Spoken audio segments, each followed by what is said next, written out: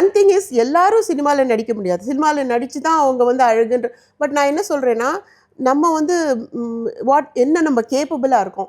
அப்போ வந்து நம்ம வேறு ஒரு நாட்டுக்கு போய் ஆரம்பத்துலேருந்து படித்து திரும்ப ஒரு ஒரு நடிகையாக இருந்து திரும்ப அதை எனக்கு எப்படி படும்னா, ஒரு பிளாங்க் பேப்பரில் திரும்ப எழுதினதை ஒரு ஸ்லேட்டில் திரும்ப அழித்து திரும்ப எழுத சொன்னால் எப்படி இருக்கும்? அப்படி தான் என்னோடய லைஃப். ஒரு சக்ஸஸ்ஃபுல்லாக இருக்கேன், ஒரு கெரியர் இருக்குது, ஒரு நல்ல 37 வருஷம் ஆயும் இன்னும் யாரும் மறக்கலை தெரியுமோ ஜெயஸ்ரீ. அதுதான் எனக்கு ரொம்ப ஆச்சரியம் எங்களுக்கு. ஸோ அது வந்து எனக்கு இந்த டீனேஜ் வரைக்கும் நான் வந்து ஒரு ஒரு ஆக்வர்ட்னஸ்ன்னு சொல்லுவோம். இப்போ டீனேஜ் ஆக்வர்ட்னஸ் எனக்கு ரொம்ப உண்டு. அதாவது அந்த கன்வின்ஸ்டாக இருந்தேன்னு சொன்னேன்னு நம்ம நல்லா இல்லை அப்படிங்கிற மாதிரி ஒரு ஃபீலிங். நீங்கள் என்ன சொன்னாலும் நான் அது உங்களை நம்புறதா இல்லை, நான் கன்வின்ஸ்ட். பட் நானே வந்து when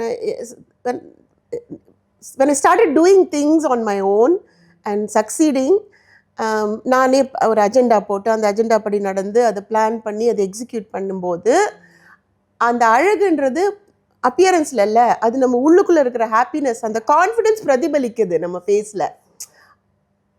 உண்மை அதுதான்.